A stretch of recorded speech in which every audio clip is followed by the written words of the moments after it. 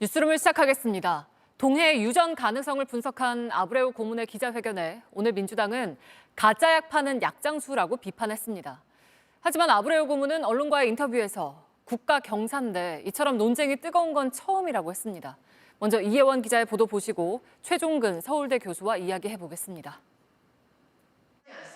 민주당 황정아 대변인은 액트지오의 법인 자격이 박탈된 적이 있다는 보도를 언급하며 개인 주택에 본사를 둔 기업에 국책 사업을 맡기는 것을 납득할 수 없다고 했습니다.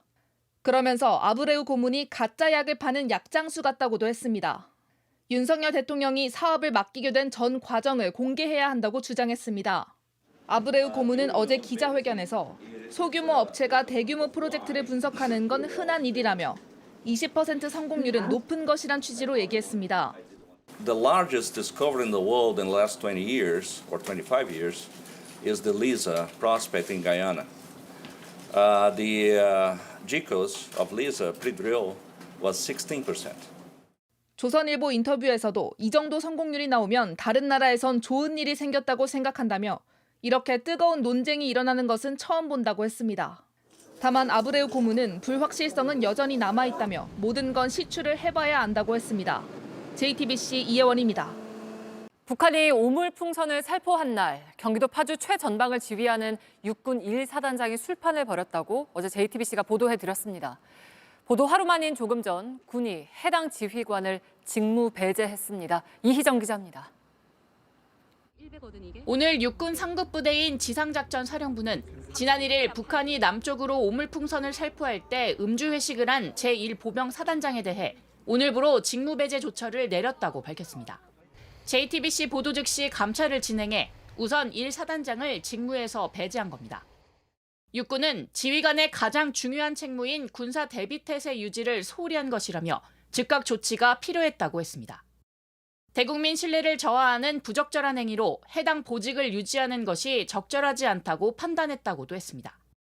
군 당국은 하루 전날 북한 오물풍선 가능성을 예고했음을 알고도 지휘관이 술판을 벌인 건 군기 문란 사건이라고 판단하고 있습니다.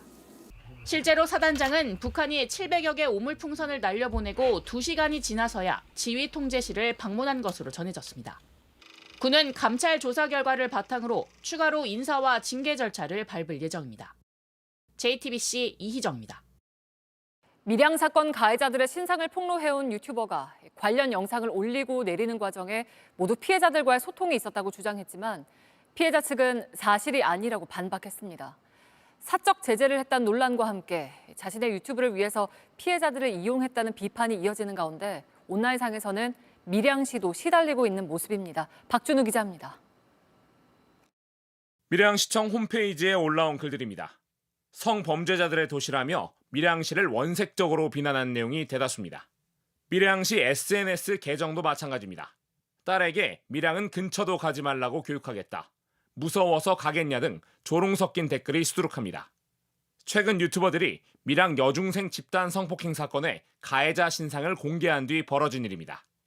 사건이 재조명되면서 국민적 공분이 일자 밀양시에도 불똥이 튄 겁니다. 인터넷 운영관리 조례가 있습니다. 거기에 보면 게재해서 안 되는 내용들이 있으면 저희들이 자체적으로 삭제할 예정들입니다. 후폭풍이 거세지자 신상을 공개한 유튜버는 돌연 모든 영상을 내리고 계정 이름도 바꿨습니다. 피해자와 소통 끝에 영상을 모두 삭제했다고 이유를 밝혔습니다.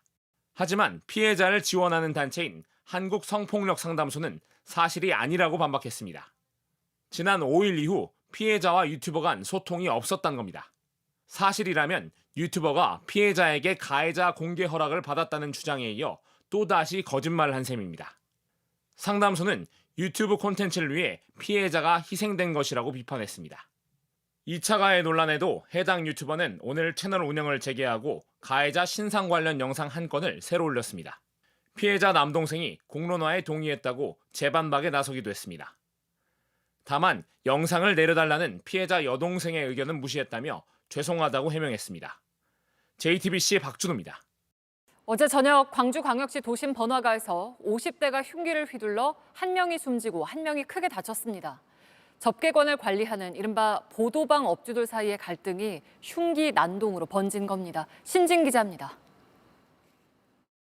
몸싸움 끝에 차로로 밀려나온 두 남성.